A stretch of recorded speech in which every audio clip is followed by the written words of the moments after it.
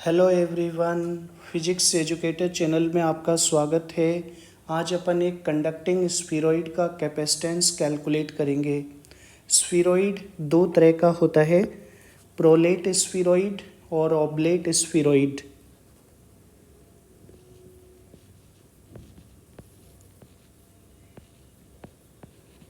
पहले टाइप का स्फीरॉइड है प्रोलेट स्फीरॉइड।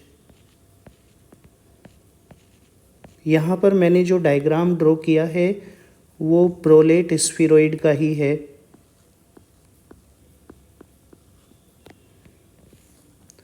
अगर एक एलिप्स को उसकी मेजर एक्सिस के अबाउट 360 डिग्री से रोटेट करें तो जो सरफेस ऑफ रिवॉल्यूशन जनरेट होगी उसको अपन प्रोलेट स्फीरॉइड कहते हैं। इसका इक्वेशन ये रहता है X square upon A square plus Y square plus Z square upon B square is equal to 1 where A is greater than B. Second type का spheroid है ओब्लेट स्फीरॉइड। ओब्लेट स्फीरॉइड मैं same equation से oblate spheroid को भी denote कर देता हूँ, बस यहाँ पर अपन ए की वैल्यू बी से कम लेंगे। तो यही इक्वेशन ओब्लेट स्फीरॉइड को भी डिनोट करेगा।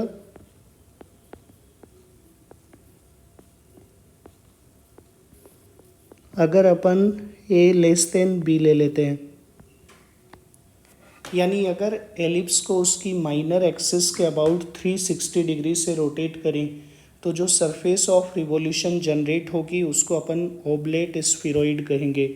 पहले मैं प्रोलेट स्फीरॉइड और ओब्लेट स्फीरॉइड दोनों का एक छोटा सा एनिमेशन आपको जियोजेब्रा के अंदर दिखाता हूँ।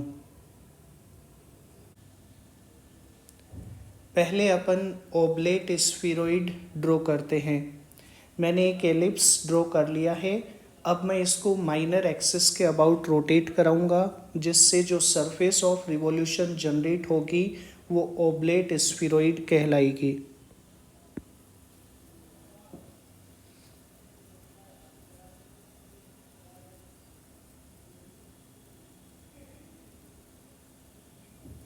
तो ये ओब्लेट स्फीरॉइड है, इसको रोटेट करा के अपन देख सकते हैं।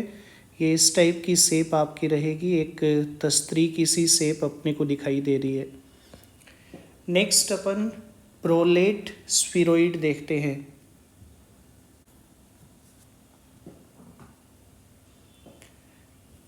प्रोलेट स्फीरॉइड को ड्रॉ करने के लिए अपन एलिप्स को उसकी मेजर एक्सिस के अबाउट रोटेट कराएंगे। तो यहाँ पर मैं एलिप्स को मेजर एक्सिस के अबाउट रोटेट करा रहा हूँ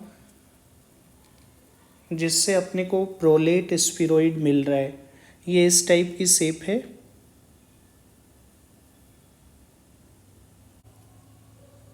एक कंडक्टिंग स्फीरॉइड का कैपेसिटेंस कैलकुलेट करने से पहले अपने को कुछ एक प्री रिक्विजिट चीज़ें जाननी होंगी। उनमें से एक चीज़ है कि एक स्ट्रेट वायर की वजह से किसी पॉइंट पर इलेक्ट्रिक फील्ड की डायरेक्शन क्या होगी। जैसे यहाँ पर अपने को एक स्ट्रेट लाइन चार्ज दिया हुआ है। मान लो इससे सर्टेन डिस्टेंस पे कोई पॉइंट है P, ये मान लीजिए पॉइंट P है। अपने को P पर इलेक्ट्रिक फील्ड की डायरेक्शन पता करनी है। तो ऐसे केस में अपन वायर के दोनों एंड्स को P से जॉइन कराएंगे। इस एंड को भी मैं P से जॉइन करा देता हूँ। उसके बाद ये जो लोअर एंड लाइन और अपर एंड लाइन अपन ने ड्रॉ की है,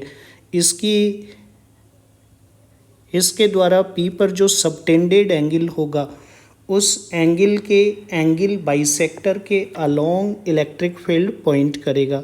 तो मैं एक एंगल बाइसेक्टर लाइन ड्रॉ कर देता हूँ। ये वाली लाइन इधर की ओर इलेक्ट्रिक फील्ड पॉइंट करेगा।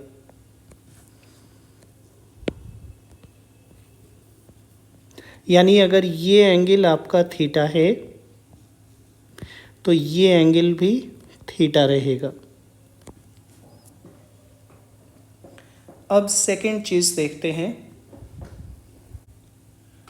सेकंड है रिफ्लेक्शन प्रॉपर्टी ऑफ एलिप्स, कि अगर कोई लाइट रे एलिप्स के एक फोकस से पास होती है और इसकी इनर सरफेस से रिफ्लेक्ट होती है, तो रिफ्लेक्ट होने के बाद ये अदर फोकस से पास होगी।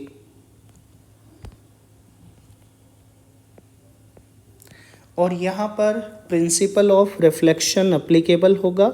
मैं सरफेस पर एक टेंजेंशियल प्लेन ड्रॉ कर देता हूँ, यहाँ से लाइट रे रिफ्लेक्ट हो रही है।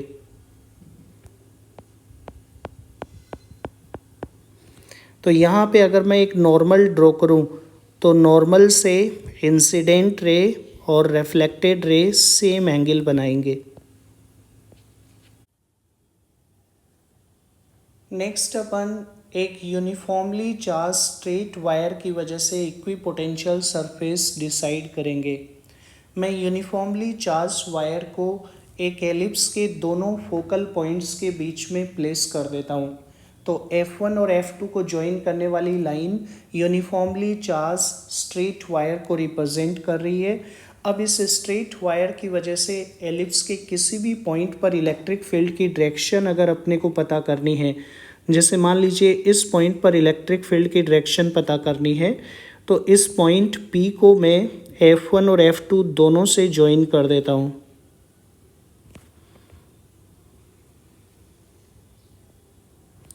अब ये दोनों लाइन P पर जो एंगल सबटेंड करेंगे, उस एंगल के एंगल बाइसेक्टर के अलोंग इलेक्ट्रिक फील्ड पॉइंट करेगा, यानी इलेक्ट्रिक फील्ड इधर की ओर पॉइंट कर रहा होगा। ये एंगल अगर थीटा है तो ये एंगल भी थीटा होगा, इलेक्ट्रिक फील्ड इस डायरेक्शन में पॉइंट करेगा। अपन ने रिफ्लेक्शन प्रॉपर्टी से ये भी स्टडी किया है कि एलिप्स के किसी भी पॉइंट को अगर अपन दोनों फोकल पॉइंट से ज्वाइन करें तो ये F1P और F2P लाइन है, ये सरफेस पे नॉर्मल के साथ सेम एंगल बनाती हैं। यानी ये जो एंगल बाइसेक्टर लाइन है ये बेसिकली एलिप्स की सरफेस पे नॉर्मल होगा। यानी मैं अगर ये टेंजेंट ड्रॉ करूँ एलिप्स की सरफेस पे, तो इलेक्ट्रिक फील्ड इस टेंजेंट के परपेंडिकुलर पॉइंट कर रहा है। तो एक जनरल पॉइंट अपन ने चूज़ किया था। अगर मैं कोई भी अदर पॉइंट भी चूज़ करता हूँ, जैसे यहाँ पे अगर पॉइंट लिया तो यहाँ भी इलेक्ट्रिक फील्ड सरफेस के परपेंडिकुलर पॉइंट करेगा। अगर पॉइंट यहाँ पे चूज़ करते हैं तो यहाँ पे भी इलेक्ट्रिक फील्ड सरफेस के परपेंडिकुलर पॉइंट कर रहा होगा। यानी इस एलिप्टिकल सरफेस के हर पॉइंट पे इलेक्ट्रिक फील्ड सरफेस के परपेंडिकुलर ही पॉइंट करेगा।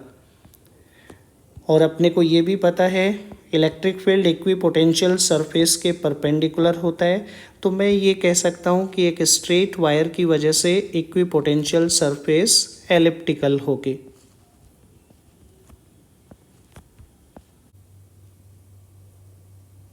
यहाँ पर देखिए, मैं पहले एक प्रोलेट स्फीरॉइड का कैपेसिटेंस कैलकुलेट करूँगा। स्फीरॉइड का क्रॉस सेक्शनल व्यू मैंने यहाँ पर दिखाया है, जो आपको एक एलिप्स की तरह दिखाई दे रहा है, जिसकी सेमी मेजर एक्सिस A है, सेमी माइनर एक्सिस B है। अगर अपन इसको मेजर एक्सिस के अबाउट रोटेट करें तो अपने को 3 डायमेंशनल व्यू नज़र आएगा। ये अपने को एक प्रोलेट स्फीरॉइड के रूप में दिखाई देगा। अब किसी भी कंडक्टर का, किसी आइसोलेटेड कंडक्टर का कैपेसिटेंस कैलकुलेट करने के लिए अपन उसकी सरफेस पर Q चार्ज पुट कर देते हैं।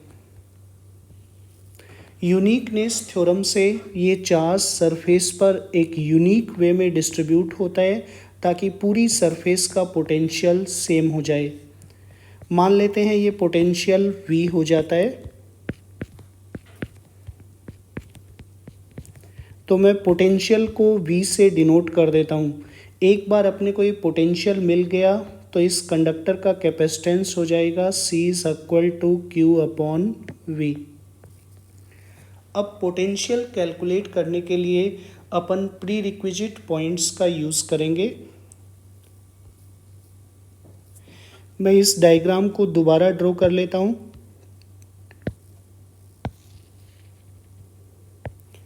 प्रोलेट स्फीरॉइड में 2 फोकल पॉइंट्स हैं। एक फोकल पॉइंट इधर लोकेटेड होगा F1, जिसके कोऑर्डिनेट्स मैं ले लेता हूँ -c,0 और एक फोकल पॉइंट इधर लोकेटेड होगा F2, जिसके कोऑर्डिनेट्स होंगे c,0। c की वैल्यू अपन a और b की टर्म्स में इस टाइप से लिख सकते हैं, c is equal to root a square minus b square. Eccentricity की टर्म्स में c की वैल्यू ये होगी a इंटू ई। तो इसको मैं इक्वेशन 1 बोल देता हूँ। अब देखिए, अपन सरफेस पर क्यू चार्ज पुट करेंगे तो चार्ज सरफेस पर इस तरह से डिस्ट्रीब्यूट होगा ताकि पूरे कंडक्टर का पोटेंशियल सेम हो जाए।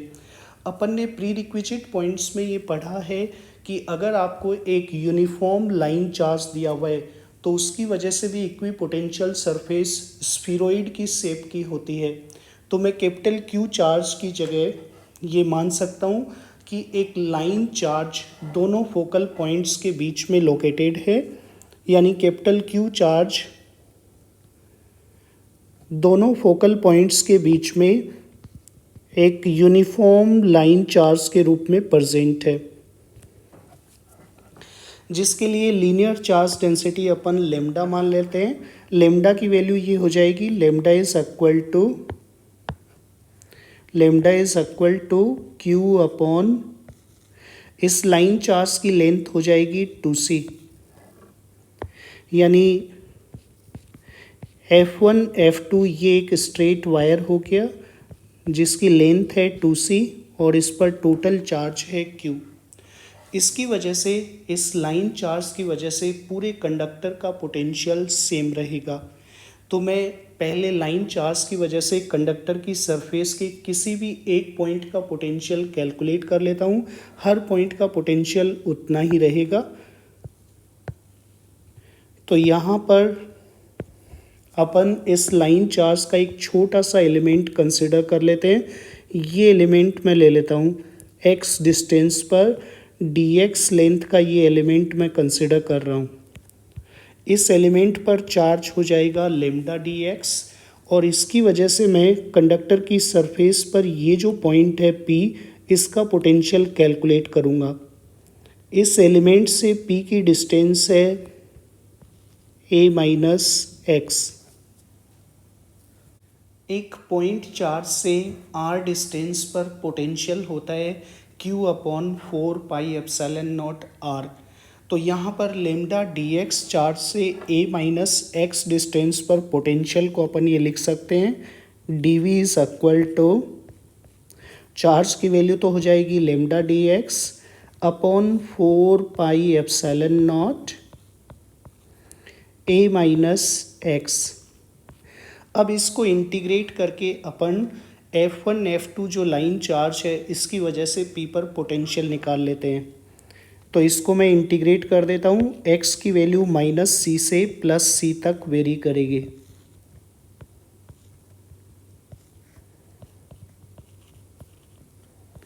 कांस्टेंट टर्म्स को इंटीग्रेशन से बाहर निकाल लीजिए।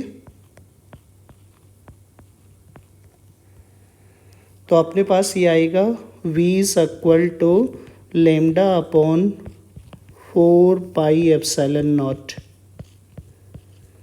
1 अपॉन a माइनस x, इसका इंटीग्रेशन हो जाएगा -ln a माइनस x और इसमें लिमिट्स पुट कर देते हैं। x की अपर लिमिट है c, लोअर लिमिट है -c।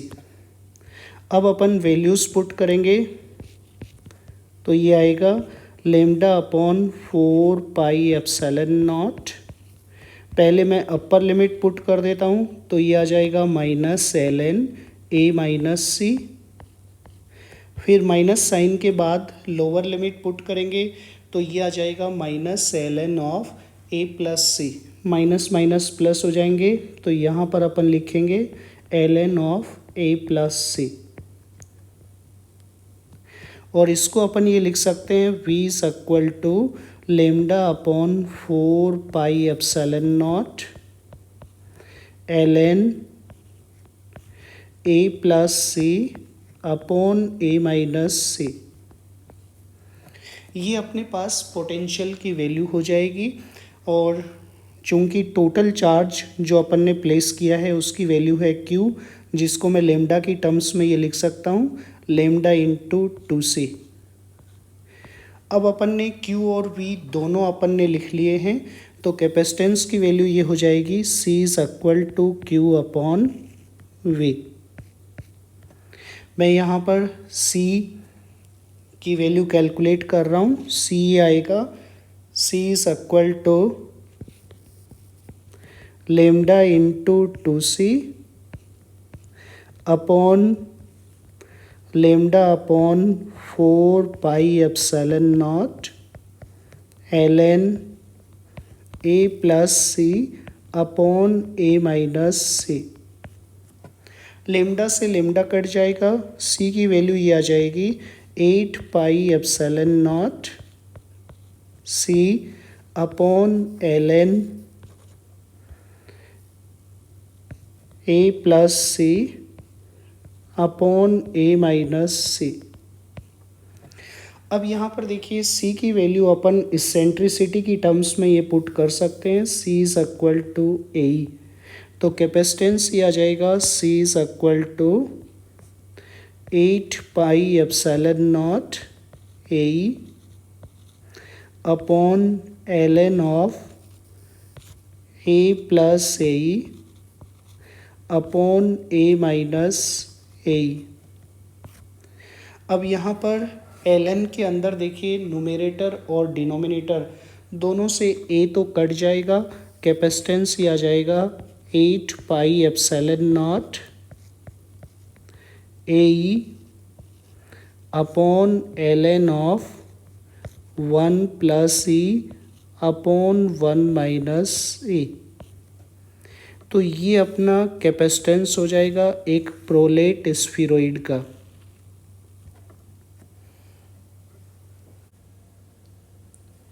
प्रोलेट स्फीरॉइड का कैपेसिटेंस अपन ने ये कैलकुलेट किया है, C is equal to 8 pi epsilon naught C upon ln of A plus C upon A minus C,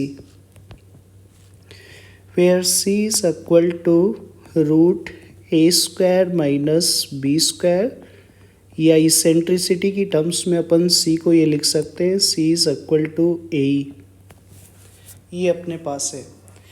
oblate स्फीरॉइड के केस में अपने को ये पता है B की वैल्यू A से ज़्यादा होगी, तो in case of oblate spheroid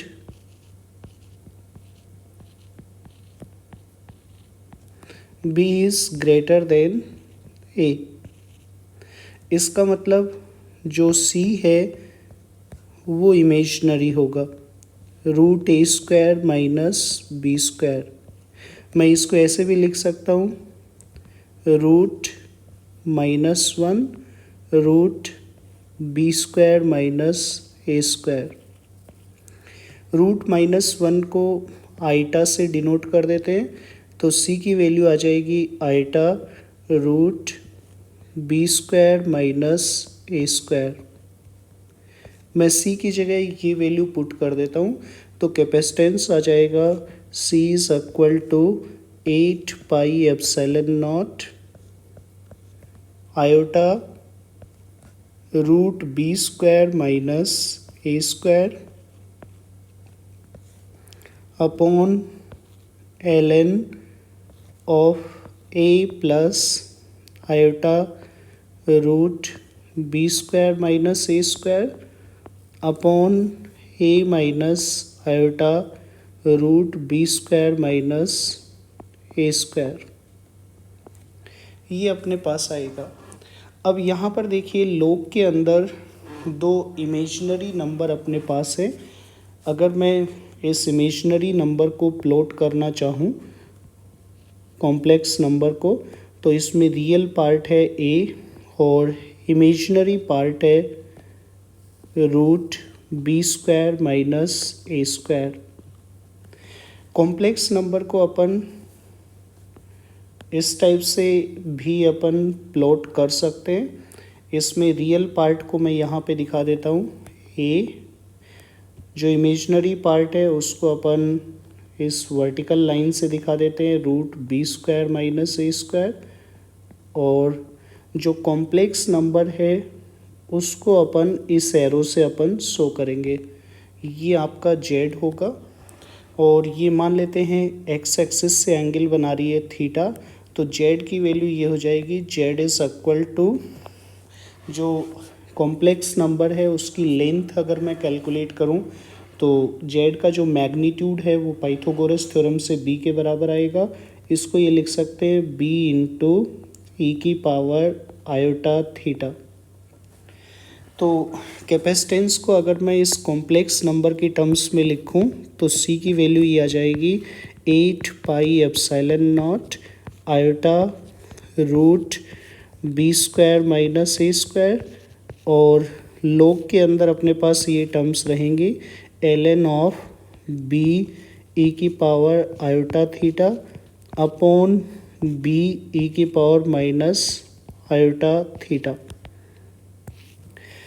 यहाँ पर जो कॉम्प्लेक्स नंबर थी इसमें प्लस की जगह माइनस साइन आ गया है, तो मैंने इसको इस टाइप से दिखा दिया है b e⁻−θ। अब ln के अंदर देखिए b से तो b कट जाएगा, ये हो जाएगा e⁻²θ।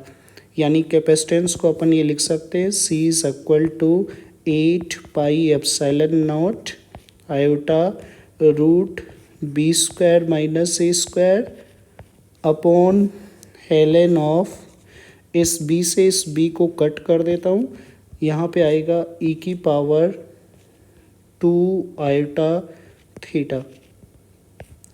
और इसको अपन ये लिख सकते हैं c is equal to 8πε0 iota √b² - a²। और नीचे ये आ जाएगा 2 आयोटा θ। ln e की वैल्यू 1 के बराबर होगी, ln e 1 के बराबर रहेगा।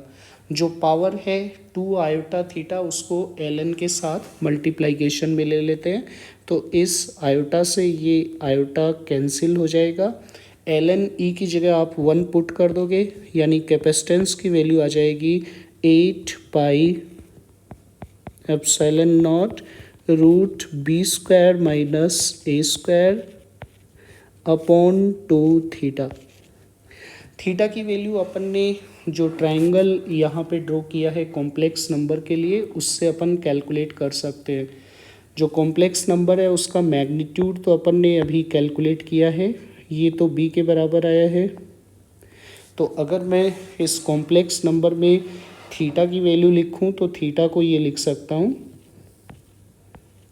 थीटा इज इक्वल टू, चूँकि कोस थीटा की जो वैल्यू है वो आपकी a/b के बराबर है, मैं थीटा को ये लिख सकता हूँ, theta is equal to cos inverse a/b। यानी जो कैपेसिटेंस है उसको अपन इस फॉर्मूला से दे सकते हैं, c is equal to 8πε0 √b² - a² अपॉन 2 कोस इनवर्स a/b। ये अपने पास कैपेसिटेंस का फॉर्मूला हो जाएगा फॉर एन ओब्लेट स्फीरॉइड। तो इस तरह से अपन ने प्रोलेट और ओब्लेट दोनों टाइप के स्फीरॉइड के लिए कैपेसिटेंस का फॉर्मूला निकाल लिया है।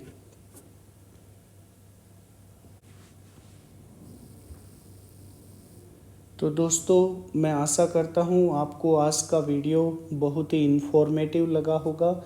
अगर आपको ये वीडियो पसंद आया है तो please like share and subscribe.